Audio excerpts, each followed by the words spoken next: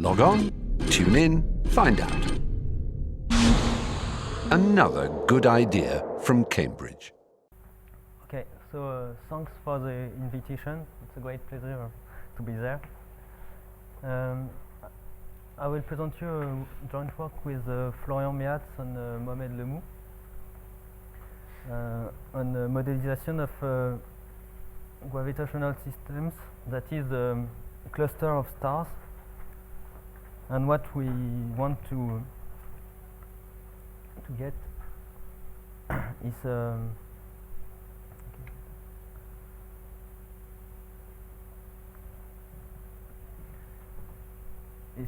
a description of the evaporation phenomenon, that is what happens when you consider that the stars which has a sufficient potential kinetic energy go out of the system. So I will present first the general model which are interested in, but it is too complicated to be studied directly. So we first study two simplified models,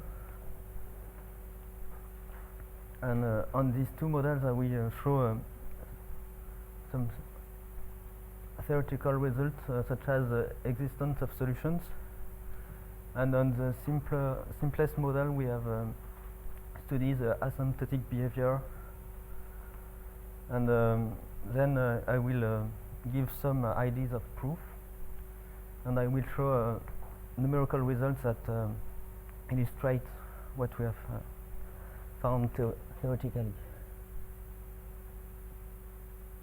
Okay, so the general model we would like to study is just some kind of Vlasov-Poisson-Landau model. That is, we have a Vlasov equation with a free transport term, and here a force, that is a force that is created, the gravitational force that is created by all the particle with a Poisson law. We assume that the potential is converges to 0 at infinity. We consider an initial data, and the evaporation condition is that if the energy of the particle, this compound of kinetic energy and potential energy, is sufficient, then the particle goes out from the system. So that is a Dirichlet, zero Dirichlet condition. So as usual, F is density of particles, and to the right we have a Landau collision kernel, which is here. It's quite awful. It's derived from the Boltzmann collision kernel in the limit of grazing collision. It is a collision kernel that is well suited to Newtonian interaction for the same reason that is adapted to the Colombian interaction, because it's also potential in 1 over R2. So essentially it's a kind of complicated Fokker-Planck operator. We have here divergence. We integrate over V star. So basically you have here a gradient which is the same as in Fokker-Planck, and this complicated term, once integrated, gives a coefficient that depends on V, F, T and X, and here we have a transport term, and depending on the value of gamma, we can consider different interaction potential between particles. The interesting case is most difficult, is gamma equals to -3, but in this case there is a little result because it's very difficult, and we will consider in fact gamma positive, that is in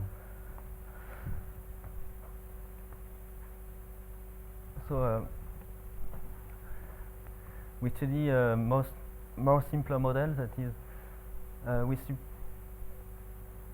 we are suppose that the distribution f is homogeneous, that is, it doesn't depend on x, so that the Vlasov-Poisson equation just reduced to a time derivative.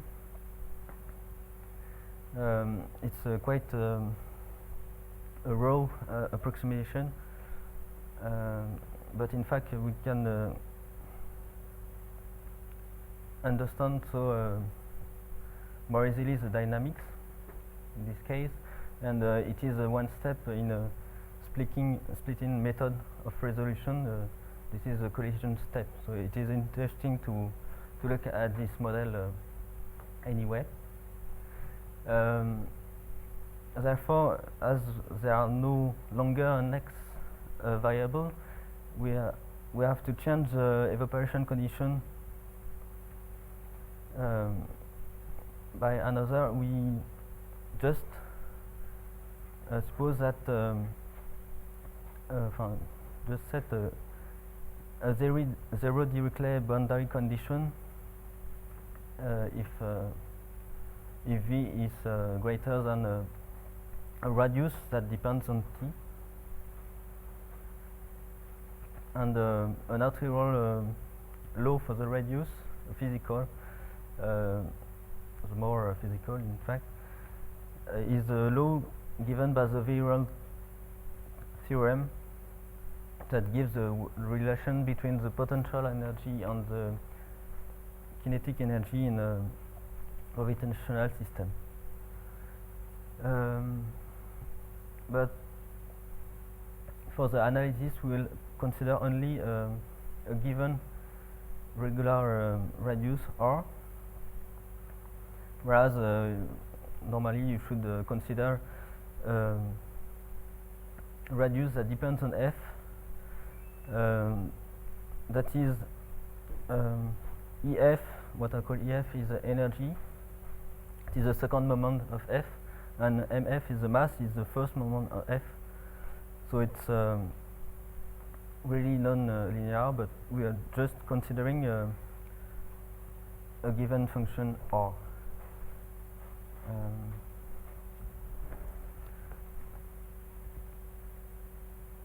So the second model is a simplification of the precedent model. It's a kind of toy model because it's more easy to study. It can be obtained from the precedent model, just considering that f is spherically symmetric and gamma is equal to 0. Then you can compute, and easily you can find that the Landau collision kernel just become Fokker-Planck operator, and now the coefficient between the diffusion term and the transport term are just the energy of F and the mass. So they does not depend on V, and they depend on V on T only by the function F. And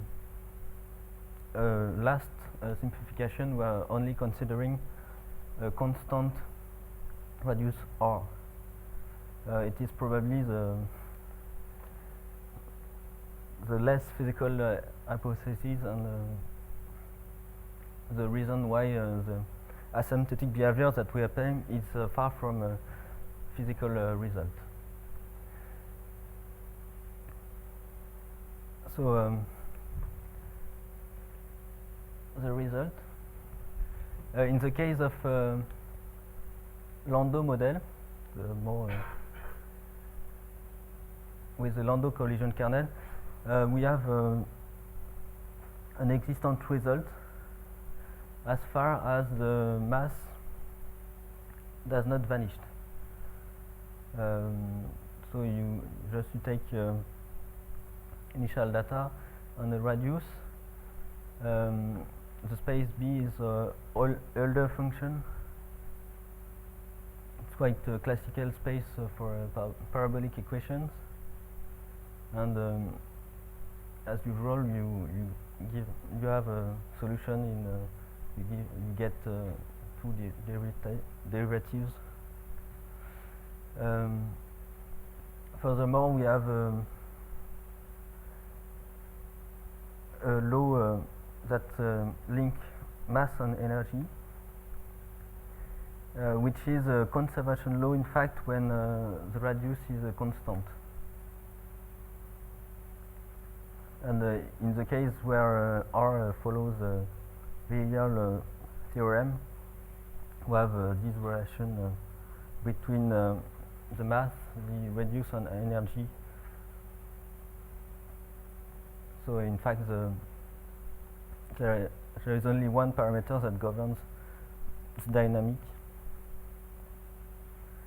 And the question if is mass can or cannot tends to 0, it's in fact an open question.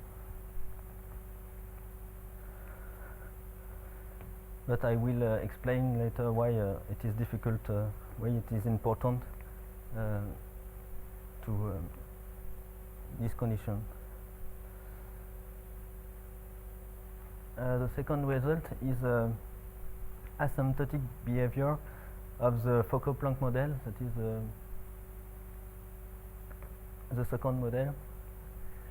In this case, we have a precise equivalent for the energy. Here the m infinite is the mass we obtain at the end, because in the case of constant radius we have this law of conservation, and as at time t equal to 0 this quantity is strictly positive. It says that the mass remains bounded by a strictly positive quantity.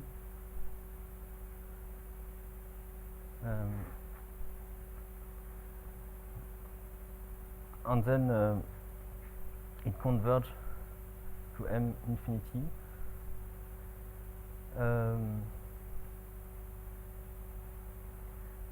Something I had not said before is that the mass and energy are decreasing, but I will say it later. Second thing, we can precise. We get a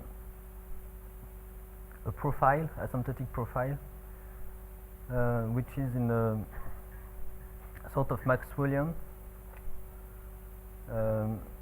with the mass mf, and beta is not the energy of f, but it's quite the same of the energy. In fact, beta satisfies a simple ODE, and it's equivalent to the energy up to a constant.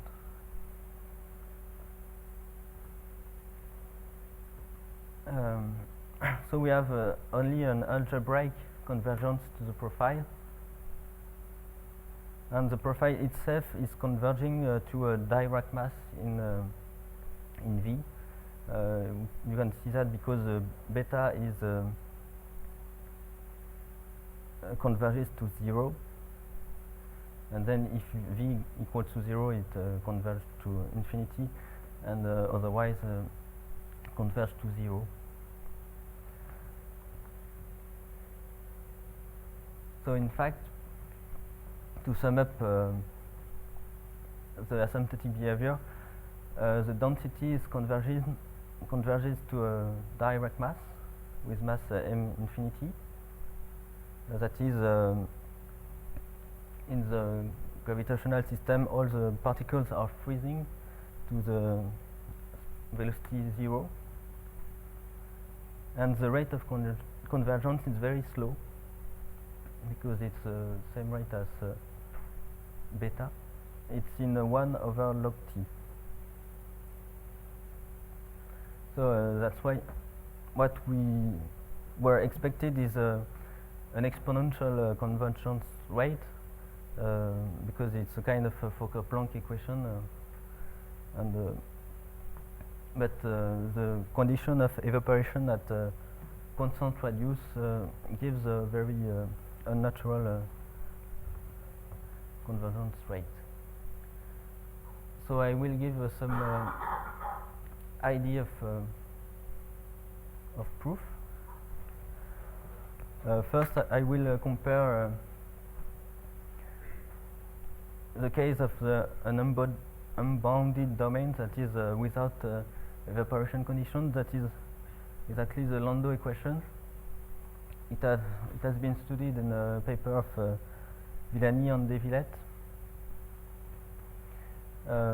Something which is well known is that the moment of F are conserved, and there is an entropy which give an estimate and which give a proof of the convergence to the equilibrium state. In our case, we have the energy and the mass which are decreasing because there is evaporation. And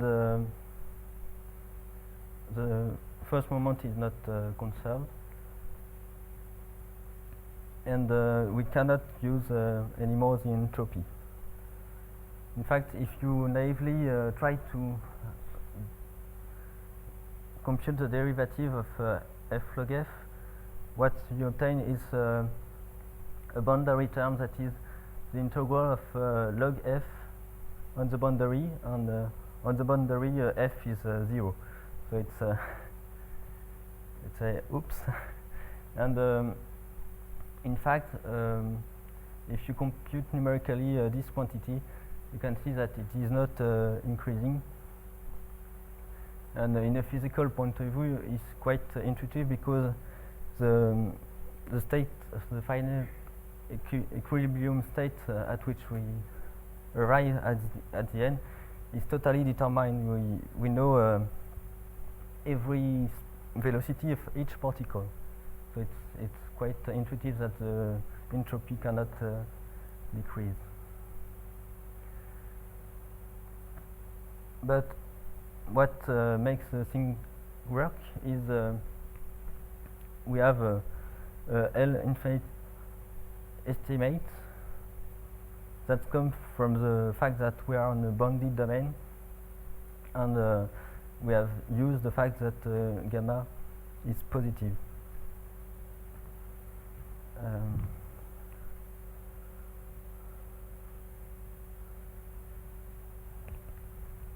So to prove, I won't detail the proof of existence. I will just say some words about the proof of ellipticity, which is in fact the key ingredient for the existence.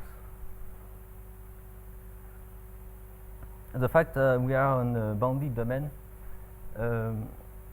implies that there are boundary terms, and that's why the conservation of moment is not verified, but we still have conservation of quantities that are vanishing on the boundary. In this case, there are no boundary terms, and so the simplest quantity that is vanishing on the boundary, and which implies the first order moment, is this one, and there are not many other. I think it's the only one. And when you integrate it, you find this law. And if the radius is constant, you have the conservation law. This is very an easy computation. And this implies that the mass is minorated by a constant which is strictly positive. And and once the mass is bounded from below, and once we have an estimate of F, we can bound the energy, and this gives the ellipticity in the case of Fokker-Planck model, because it is the diffusion coefficient.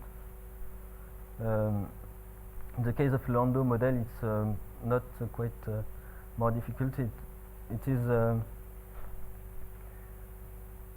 just a proof that is used in the paper of Villani de Villette that is adapted, and it works fine. Just the LM estimate is just maximum principle. It's easy to obtain. Okay. Now I will just say a few words about the asymptotic behavior. First, we observe that the energy converges to zero. It is quite intuitive. In fact, it is not a sketch of proof, but it's an intuitive idea that all of that is about Fokker-Planck model. That if the energy does not converge to zero, as it is non-increasing, it will converge to a certain constant, strictly positive, and the same, the mass will converge to a constant positive. And then at infinity, the Fokker-Planck model it just looks like this. You have a constant coefficients there that are strictly positive, and then it should diffuse, and normally the mass should converge to zero, what is a contradiction with this. So it's quite intuitive that the energy has to converge to zero.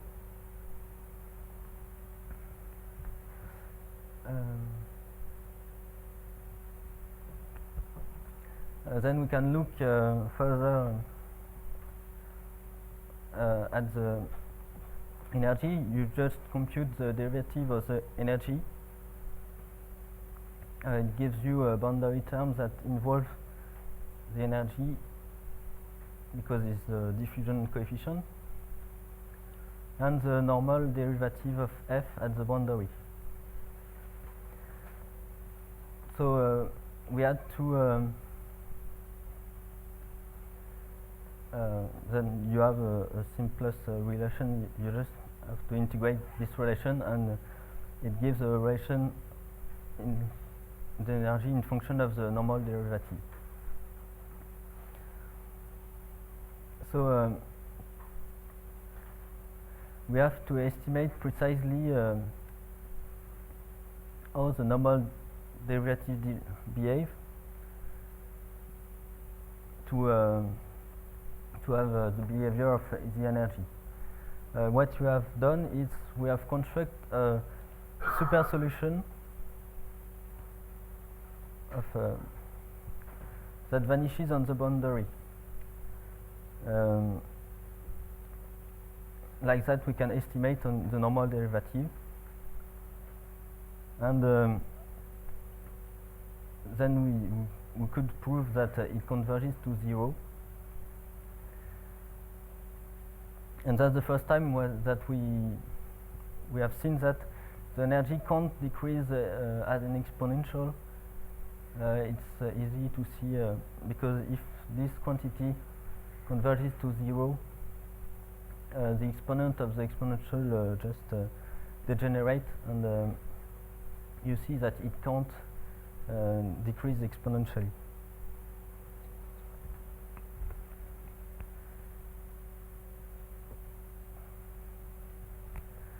But we can go further. In fact, the super solution that we construct is just Maxwellian, translated by a constant,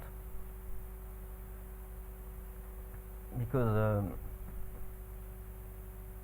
normally it does not vanish on the boundary.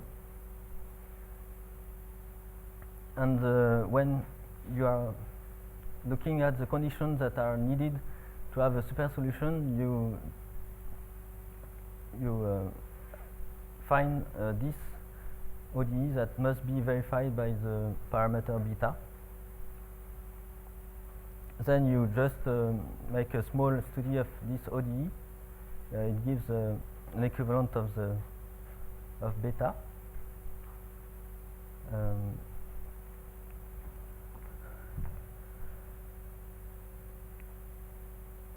Once you have that,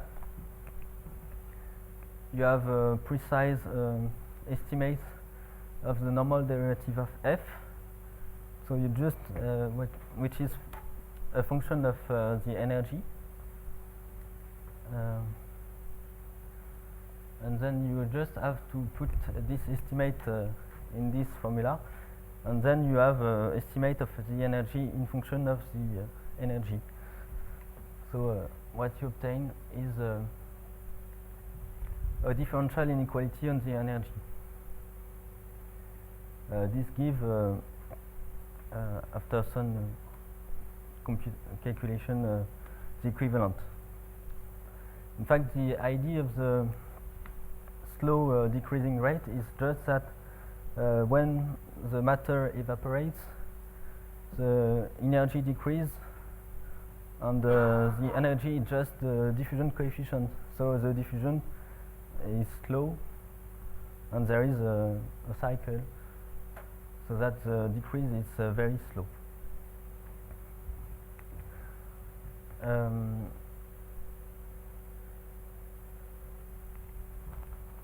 So to get the profile is not very difficult. In fact, you just have to make a change of variable which depend on f, because of the coefficient depends on f, and you can change the problem to this simple problem with a constant coefficient. But then your domain is now a ball of variable radius, and the equivalent that we have get before gives us an equivalence for the radius, and then you just have to make a projection of the solution on the modes of this equation that are well known, and then do the inverse change of variable, and you get the asymptotic profile. In fact, this kind of technique that is used to found a self-similar solution, that's what we wanted to apply at the beginning.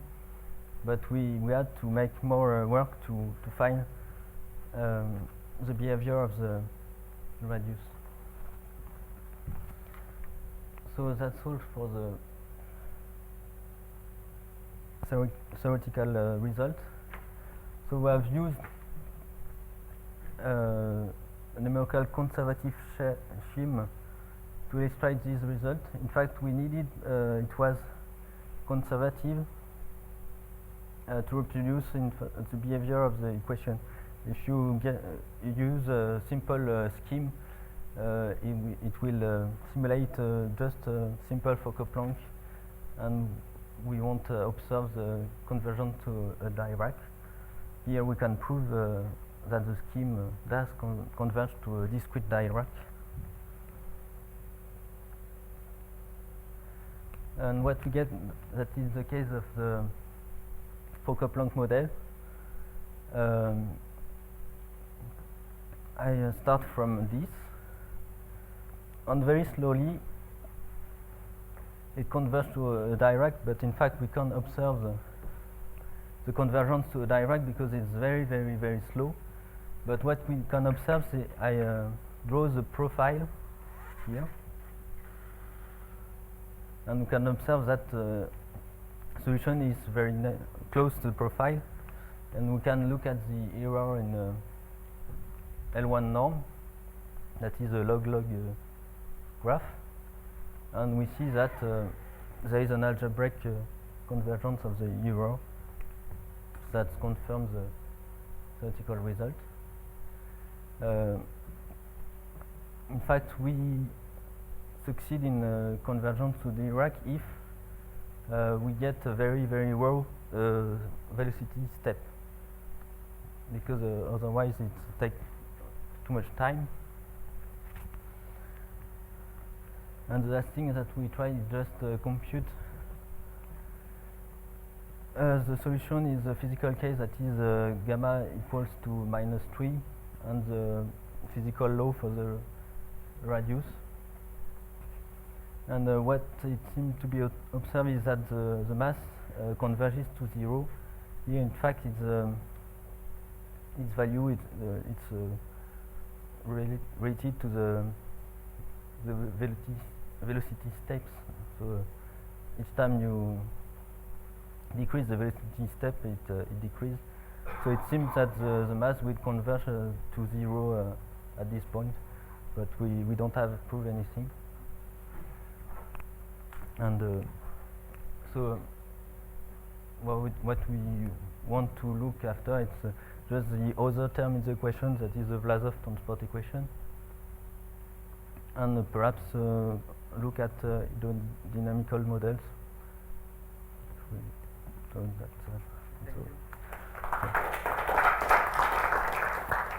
we are a bit late. If you have a quick question, of course. What do you expect in the case that there will be no collision term for the Vlasov with evaporation?